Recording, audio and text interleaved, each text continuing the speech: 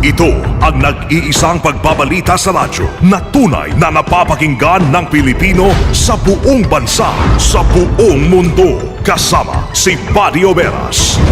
Live mula sa RMN News Center, Manila.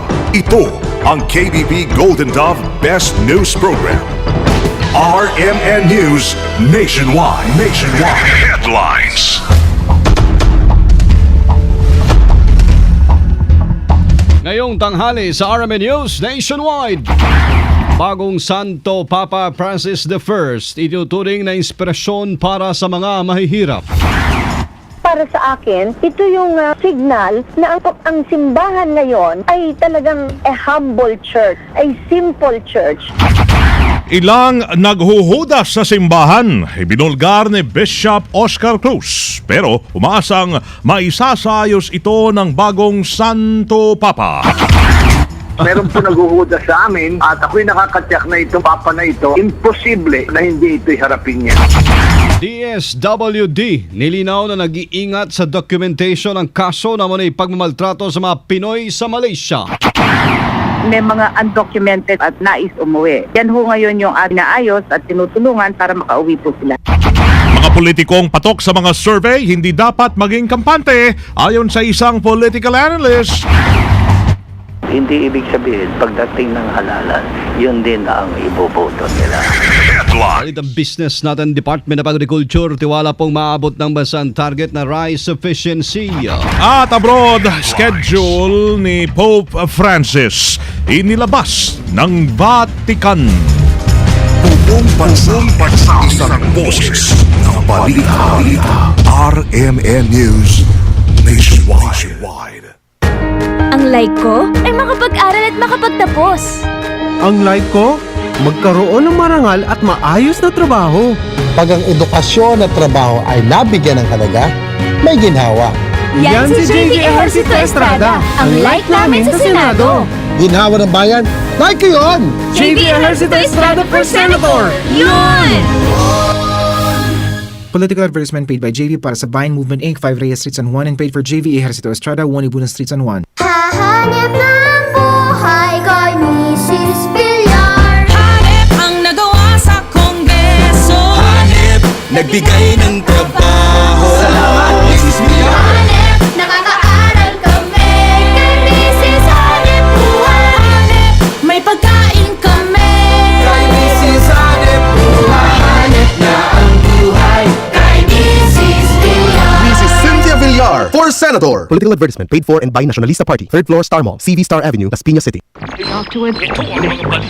Sa Pilipinas, maraming radyo pero iisang network lamang ang may pinakamaraming numero 1. DYHP Cebu, number 1. DYRI Iloilo, number 1. DXDC Davao, number 1. DXRZ Zamboanga, number 1. DXCC Cagayan de Oro, number 1. DYHB Bacolod, number 1. Sa kasaysayan ng radyo sa ating bayan, sa iisang tahanan lamang nagmumula ang mga number 1. RMN, pinakamaraming nakikinig. RMN, pinakamaraming natutulungan. RMN, pinakamaraming advertisers. RMN, pinakamaraming number 1. Jensa, Iligan, Pagadian, Dipolo, Cotabato, pinakamaraming himpilan. Naga, Baguio, Dagupan, Viga, Lucena, Kawayan, Legazpi, Masbate, Ormo, Tugigaraw, Cotabato, Coronadal, Surigao, Dipolo, Malaybalay, Ozamis, Sorsogon, Butuan, Calibo, Rojas at Metro Manila. In history, it is written, number 1 is Tatak RMN. Buong bansa, isang boses ng balita. RMN News Nationwide. Mabuhay Pilipinas, tanghali na po ng Webes, March 14, 2013. Ito ang numero 1 na RMN News Nationwide. Ako si Buddy Oberas. Ako naman si Weng de la Peña. Tayo po'y live na live sa DXBC 693 Aramen Butuan, DYVR 657 Aramen Rojas, DWAR 103.9 Aramen Palawan, DXRZ 900 Aramen Zamboanga. Live din tayo mga kasama international by www.rmnews.com at WRMN New York, USA. Ang bagong Santo Papa. Habemus Papa Francisco. Viva Pope Francis. Tatak RMN Report. Itinuturing po na good news para sa mahihirap ang pag-aapili kay Pope Francis I bilang bagong leader ng simbahang Katolika. Sa interview ng RMN kay dating Philippine Ambassador to the Vatican Henrietta de Villa, ang pagsusot ng simpleng puting sotana ni Pope Francis I sa pagharap sa publiko ay nagpapakita lamang na isang mapagpakumbabang Santo Papa. Bukod pa dito, isa ring simbolo ng isang simpleng simbahan ang paghingi ni Pope Francis I ng blessing sa publiko. Nung nakita ko siya, nagulat ako dahil simpleng puti ang suot lang niya. Yung usual pomp and circumstance na pananamit ng Pope. At saka bago pa ng kanyang maraming mensahe, ang una niyang ginawa ay nanalangin. At ang panalangin, yung alam ng lahat na Our Father, Hail Mary, at isa pa ito talagang naiyak na naman ako. Dahil sa bago niya blines ang mga tao, hiningi niya muna na yung mga tao i-bless siya. At tumungo. Parang para sa akin, ito yung signal na ang simbahan ngayon ay talagang a humble church, a simple church. Maging si Brother Martin Francis Rosaldo ng Blessed Sacrament Missionaries of the Poor na nakabase sa Bulacan ay may nakikita ring malaking pag-asa sa pagkakapili po kay Pope Francis. Ayon kay Rosaldo, ang pagpapakita ng Santo Padre ng mabuting halimbawa ay may dalang malaking pagbabago sa simbahan. Tingin kasi natin sa simbahan ng iba na tumutuligsa ay ang simbahan ay masyado ng mayaman, hindi tumutulong at maraming involved sa sexual abuse at tila baga hindi nararamdaman ng kahirapan ng marami. Pero sa pagkakapili kay Pope Francis I, ito yung papa na hindi tumitira sa palasyo ng obispo na normal naman sa kasalukuyan ngayon. Bihira ho yun. Nakita namin yung pag-asa na ang simbahan ay talagang pwede ng patawag na a Church of the Poor. Anya, isinasabuhay kasi ng bagong Santo Papa ang mga gawan St. Francis of Assisi dahilan para maaari nang tawagin ngayon ang simbahan na para sa mahihirap. Buo ang pananalig ni Archbishop Emeritus Oscar Cruz na maayos ng bagong halal na Santo Papa yung mga problemang kinakaharap ngayon ng simbahang Katolika. Kabilang, ang mga problemang ito ay ang pinansyal na katayuan ng simbahan, korupsyon at ang kabi-kabilang kaso ng sexual abuses na kinasasangkutan ng mga pare. Sa interview ng RMN, sinabi ni Cruz na malaking tulong ang pagiging outsider ni Pope Francis I para maayos at malinis ang simbahan. Ito po kasi ay tagalabas, hindi po siya tagaloob ng Korea. Sa makatwid, babaguhin niya sigurado ang kanyang mga kanang kamay, yung mga kasamaan na nagagaling sa mga tao ng simbahan. Minado rin si Cruz na may naghuhudas sa kanilang hanay sa loob ng simbahan. Bilang bagong Santo Papa, inaasahan ni Cruz na ito ang unang pagtutuunan ng pansin ni Pope Francis I. Sa dalawang apostoles, isa pang Judas. Meron po naghuhudas sa amin at ako'y nakakatyak na itong papa na ito, imposible na hindi ito'y harapin niya. Isa rin sa malaking usapin na kinakaharap ngayon ng Papa ay ang lumiliit na bilang ng mga Katoliko sa buong mundo. Opinyon ni Cruz, si Pope Francis ang magbabaliko ng buhay at liwanag sa buong simbahang Katolika. And I'm not joking. I am not trying to be light about this. But this Pope will bring back the faith to life. Si Archbishop Emeritus Oscar Cruz sa interview ng RMN. Ang bagong Santo Papa. Habemus Papa Francisco. Viva Pope Francis. Tatak RMN Report. Mga kasamang palasyo, umaasa pong mapagbubuklod ni Pope Francis I ang buong mundo. Sama natin sa Balita Live, Deo de Guzman. Tatak RMN Report. Umaasa ang Palasyo ng Malacanang na magiging boses ng simbahang Katolika ang bagong upong Santo Papa na si Pope Francis. Sa isang statement na inilabas ni Presidential Spokesman Secretary Edwin Lasiada ay sinabi nitong nagdarasal at umaasa ang simbahang Katolika na magiging boses si Pope Francis sa pagpapalaganap ng kapayapaan, hustisya at pagkakawanggawa sa mundong may banta ng armed conflict, kahirapan at kawalan ng tiwala sa institusyon.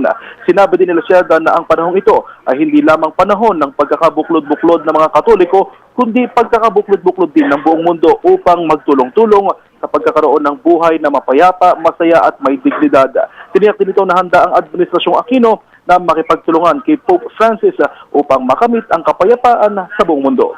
Kasama mo sa Palasyo ng Malacanang, Deo de Guzman, Tatak, RMN.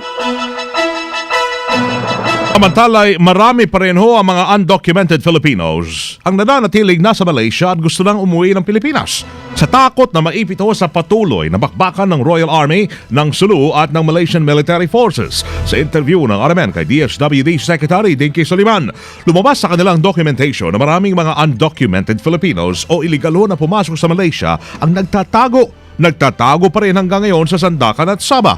Maingat naman ang DSWD sa kanilang ginagawang documentation, kabilang na yung mga kaso ng pagmamaltrato sa mga Pilipino sa Malaysia. Sa kahilingan na rin ng mga itong itago ang kanilang mga pagkakakilanlan.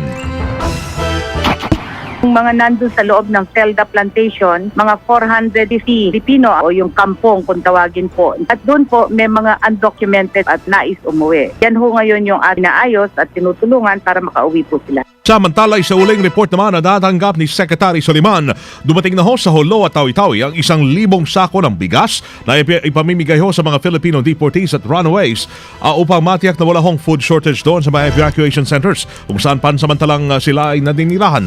Inaasahan din na ngayong araw darating sa Sulu at Tawi-Tawi ang 2,000 sako ng mga commercial rice. Una nang lumabas ang balita ang nagkakaubusan na ho ng mga commercial rice o yung mga bigas na nabibili ho sa mga tindahan doon. Monitoring, konfirmadong dumating na po ang 1,000 sacks of rice sa Holo, Bonggao na para po sa kuta. Meron hong parating na 2,000 sako na para sa komersyo. Yan ho si DSWD Secretary Dinky Soliman sa interview ng RMN. Naniniwala naman mga kasama ang political expert na si Professor Benito Lim na hindi po kasiguruhan na mga resulta ng survey para manalo ang isang politiko. Di kahit pa nababayaran ang resulta ng mga survey ngayon. Sa interview ng RMN, sinabi ni Lim na ang mga resulta ng survey ay batayan lamang kung ano pa dapat mong gawin bilang kandidato at hindi po ito katiyakan kung iboboto ka na ng mga botante sa halalan. Kaya naman ang payo ni Lim sa mga kandidato umaasa lamang sa resulta ng survey. Alamin po ang tunay na pananaw sa kanila ng taong bayan para sa huli ay hindi masaktan. Unang-una, dapat malaman nila kung anong talagang pananaw ng mga tao sa kanila. Dito, malalaman nila paglabas nila at nangungumpanya sila, makikita nila yung fans ng mga tao. Siyempre, maraming sipsip na gustong humingi ng pera sa kanya. Sasabihin sa kanya, magaling siya. Meron siyang mga ibang tao pagtanungan kung anong nangyayari sa overall big view. At saka, alamin niya kung anong mga issue na kailangan at saka gustong malaman ng taong bayan. Sinabi rin ni Lim na dapat ding tuparin ng mga politiko ang mga platapormang inilalatag nila sa publiko. Sakaling maluklok na nga sa pwesto upang hindi sila masira sa taong bayan. Malaysia, palitan na daw bilang third-party facilitator sa peace agreement. Kasama natin sa Balita Live, Conde Bata. RMN Report! Inirekomenda ng minorya sa Kamara na palitan na nga ng pamahalaan ng Malaysia bilang third-party facilitator sa peace talks sa MILF. Ayon kay House Minority Leader Danilo Suarez at Assistant Minority Leader Ferdinand Martin Romualdez, mas makabubuti kung ibang Muslim country na lamang sa Asia ang kuhain na facilitator sa usaping pangkapayapaan dahil nalamatan na ang ugnayan ng Malaysia at Pilipinas dahil sa Sabah. Anilang tinuturing na tagapamagitan na bansa ang siyang maatake ngayon sa mga kapwa nating Filipino-Muslim sa Sabah. Sinabi pa ng mga ito na dahil sa kaguluhan sa Sabah ay nagkaroon na ng conflict of interest kung saan nadadamay na ang mga inosenteng sibilyan. Malaki umano ang panganib na bantay sa lakay ang maging asta ng Malaysia sa usapang pangkapayapaan. Kasama mo mula sa Kamara para sa DZXL 558, Conde Batak, Tatak RMN. Radyo mo, Nationwide. RMN News, Negosyo. Ngayong National Year of the Rice, kumpiyansa po ang Department of Agriculture at ang Philippine Rice Research Institute na maaabot ng bansa ang target nating maging rice sufficient. Sa isang forum kung saan tinalakay ang pagtatanim ng palay, tiniyak ni Agriculture Secretary Proceso Alcala na mas maigtingin pa ng pamahalaan ang pagsuporta sa mga magsasaka sa mas maraming ani.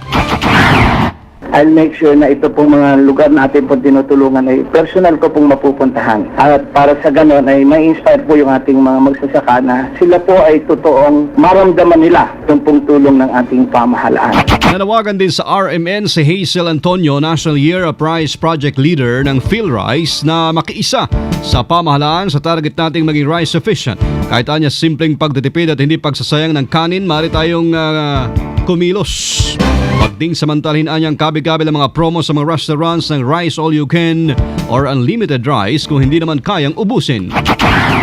Sana po ngayong 2013, magtulong-tulong po tayong lahat para maging sapat yung bigas sa Pilipinas. Kasi dahil po lahat tayo kumakain ng bigas, lahat tayo kumakain ng kanin, lahat po tayo merong magagawa. Kung food farmer, syempre, patataasin natin yung production natin. Pero kung sa consumer tayo, mag-consume lang po tayo ng tama, kumain tayo ng tamang dami, kumain tayo ng black rice para mas mabilis tayong mabusog. At itry din po natin yung ibang pang pagkain na pwede natin ipalit sa kanin, like yung kaba, kamote, tsaka po yung mga pasa, ganyan. And lastly, syempre po, huwag po tayong magsasayang ng kain. So, pag kinuha natin, dapat ubusin natin. RMN News Abroad. Inanunsyo na ng Vatican ang mga schedule sa darating ho ng mga araw ni Pope Francis, ilang oras matapos ang pagkakalal ng bagong Santo Papa.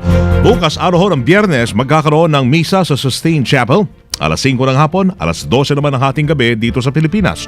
Pagkatapos noon, nakatagdang puntahan ni Pope Francis ang Santa Maria Maggiore para magdasal ho sa mahal na Birhen at humingi ng basbas para sa kanyang buong panunungkulan bilang leader ng Simbahang Katolika sa buong mundo. Dakong alas 6 naman ng gabi sa Sabado, makipagkita siya sa lahat ng mga kardinal upang tanggapin ang kanilang mga pagbati na naging bahagi naman ng College of Cardinal sa naghalal sa kanya at maging ang mga kardinal na mahigit 80 anyos na. Sa Linggo ay haharapin ni Pope Francis ang mga mamamahayag sa Paul VI Hall. Pangungunahan naman sa Lunes, Linggo ho sa Vatican yan ng bagong Santo Papa ang Angelus sa St. Peter's Square na ilang linggo ring hindi ho nagagawa dahil mula nung mag-resign si Pope Emeritus Benedict XVI. At sa Miyerkules, formal nang gagawin ang inaugurasyon sa St. Peter's Square kay Pope Francis bilang Bishop of Rome. Nagkataon sa araw din yon ay piyesta ho ng St. Joseph. Live tayo mga kasama mula sa RMN News Center, Makati City Metro, Manila, Philippines. Inyo narinig ang numero 1 RMN News Nationwide, Huwebes ng tanghali, 14 ng Marso 2013. Sa mga nasa taga-Naga ay susunod na dyan si Ed Ventura sa RMN News Diretso Balitang Naga sa DWNX 91.1. Panoorin po mga kasama ang pagbabalita namin ngayong alas 12 ng tanghali. Sa YouTube, itype lamang ang RMN News Nationwide. Kasama niyo po serbisyo publiko, muli ako si Buddy Oberas. At Weng de la Peña. Dito pa rin sa tahanan may pinakamaraming number 1 sa 2013, pinakamaraming himpilan sa 2013, RMN Radyo Mo Nationwide. 60 years ng maasahang public service nationwide. Ang pinakamalaking mga balita abot sa bawat Pilipino saan man sa bansa.